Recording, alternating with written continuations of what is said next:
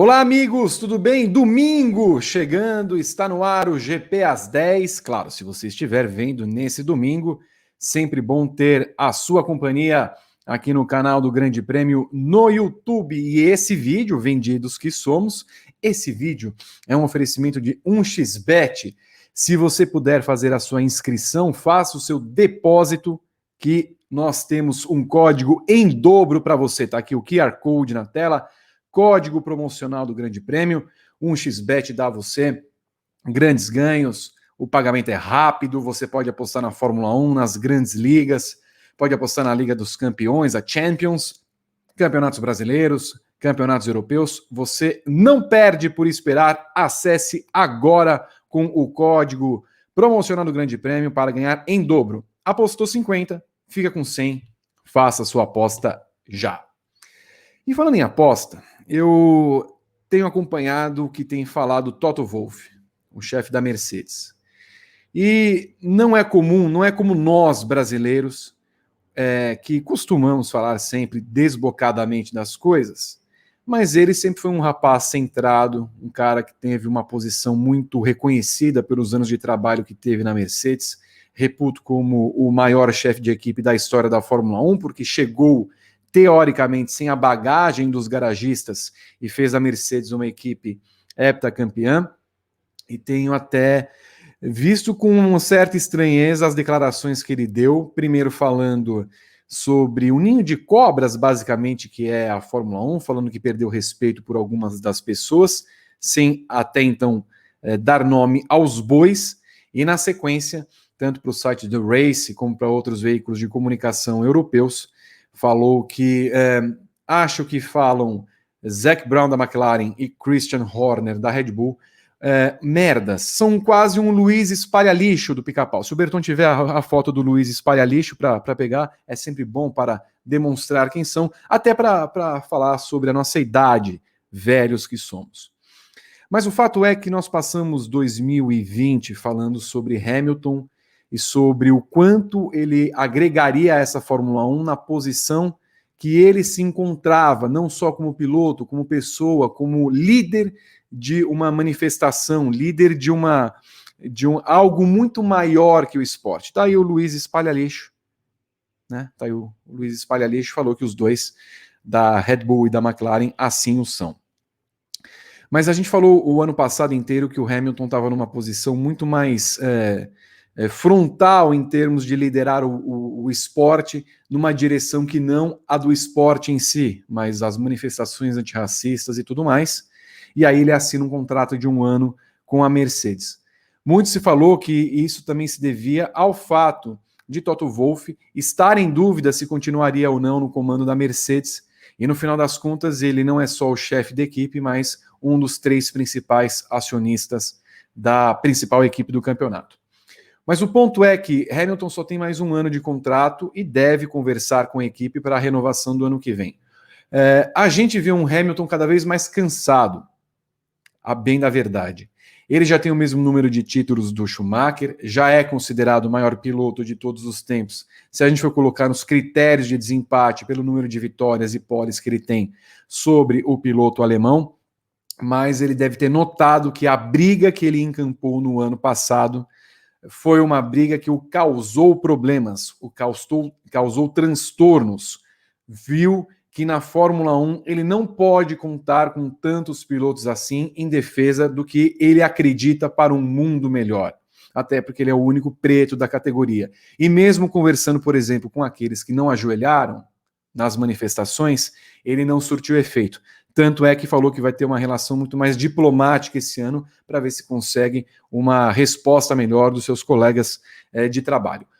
Eu, indo na direção do Toto Wolff, vejo o mesmo cansaço nas palavras dele. Porque quando ele fala que ele lida com pessoas que ele não tem o menor respeito, que são maquiavélicas, que são desrespeitosas, que parecem que estão lá tentando ou demovê-lo do posto de melhor chefe de equipe, mas também sempre tentando mostrar que a Mercedes só ganha por algum motivo escuso, quando parece ser o contrário.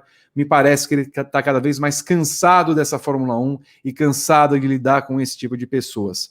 Num primeiro momento, quando ele fala isso, sem dar nome aos bois, parece que ele também está se referindo a Mattia Binotto por tudo que aconteceu no caso do motor da Ferrari em 2019, quando com aquele motorzão, na segunda parte da temporada, a Ferrari começou a desandar, a ganhar corridas e fazer pole positions, e depois, quando houve a descoberta de que, naquela questão do fluxômetro, ela mandava gasolina fora dos tempos de medição, logo naquele GP dos Estados Unidos, houve uma queda drástica do desempenho da Ferrari, e vimos como foi em 2020, com um acordo escuso que não foi revelado até agora entre FIA e Ferrari.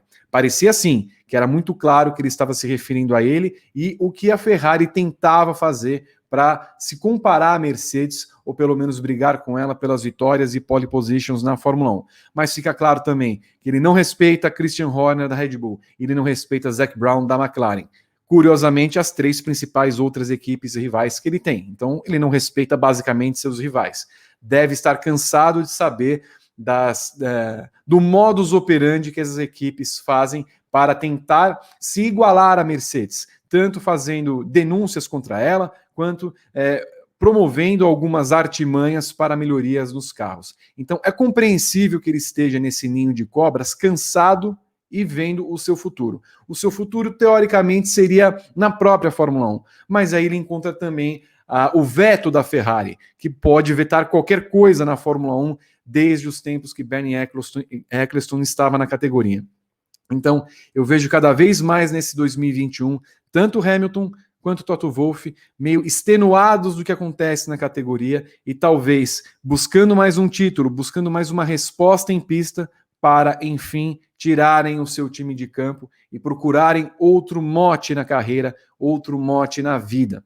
Eu chamo a atenção também para vocês num terceiro ponto, que foi uma entrevista que o Sebastian Vettel deu recentemente, falando que nesse período de pandemia que ele estava mais resguardado, e ele é um piloto mais resguardado, ele se dedicou à agricultura, a tentar entender como vinham os alimentos, como era a produção, como era o consumo e tudo mais. E é engraçado que eu vi em alguns lugares uma série de críticas das pessoas falando sobre o Vettel, dizendo que ele deveria se preocupar com a pilotagem dele.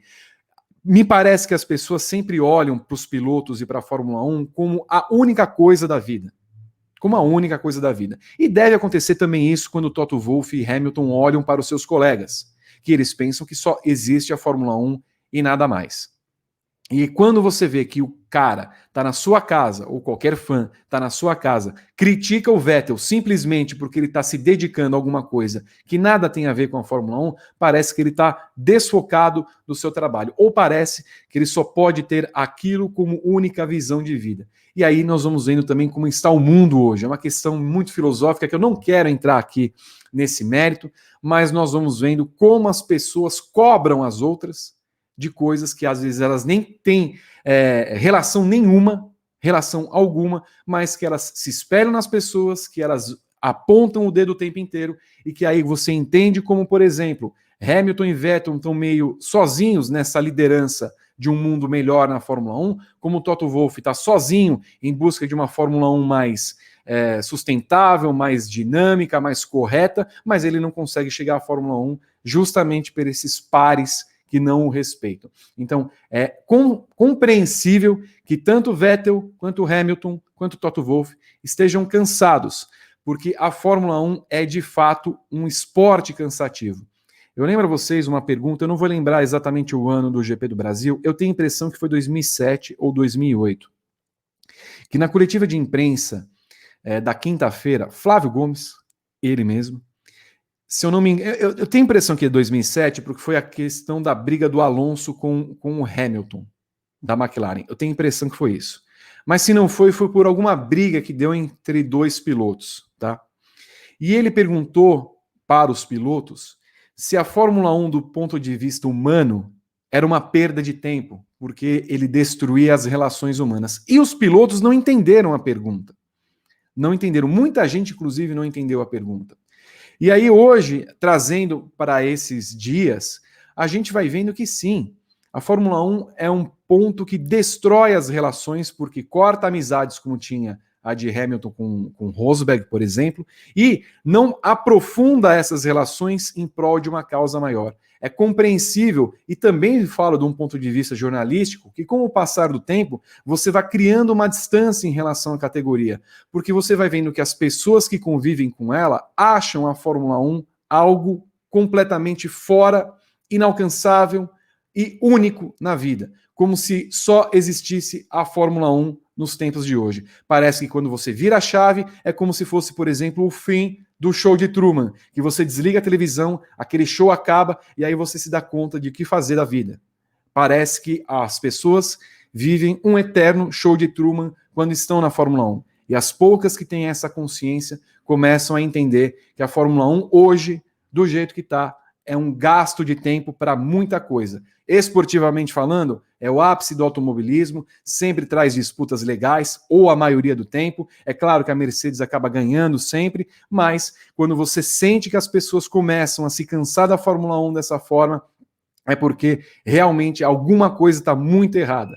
E aí, não é só o Toto Wolff que vai acabar sentindo isso. Muitas outras pessoas vão acabar sentindo isso, porque essa Fórmula 1 consome de uma forma muito grande. E é por isso que a gente olha para um Toto Wolff, que ele fala o tempo inteiro que está no ninho de cobras, que está cansado, que não respeita as pessoas, e aí nós vamos entendendo quem são essas pessoas e o que elas querem, não só do esporte, elas querem ganhar, elas querem apenas vencer, elas não se preocupam com o esporte como um todo. O Hamilton a mesma coisa, olha para os seus colegas e não vê neles um respaldo, não vê neles uma base em prol do que ele está lutando.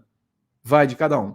Eu vejo a Fórmula 1 também cansativa dessa forma, embora não faça a cobertura como fiz nos anos anteriores, mas entendo que, por mais que a gente goste da Fórmula 1, por mais que a gente ame essa categoria, ela é um ninho de pessoas que acabam se consumindo e achando que sobreviver dela é a coisa máxima que se pode fazer da sua vida. Não é por aí. É compreensível, portanto, o que vive Toto Wolff. Desculpa, eu não sei se foi muito filosófico, foi muito humano nesse domingo, não sei se era isso que vocês queriam para o domingo de vocês, mas é só uma pensata, só uma breve análise de como a gente convive com um esporte que do lado de vocês deve ser algo espetacular para ver, sempre o ápice da tecnologia, dos melhores pilotos, corridas como foi a corrida do Bahrein nesse ano, mas que quando você vê pelo lado humano, quando você tem uma espécie de câmera tipo Drive to Survive, mostrando quem são as pessoas, aí você começa a entender que tipo de relação humana você está convivendo com a maior categoria do mundo, ok? Eu fico por aqui, me estendi um pouco demais, desejo para você um bom domingo e quero saber de você.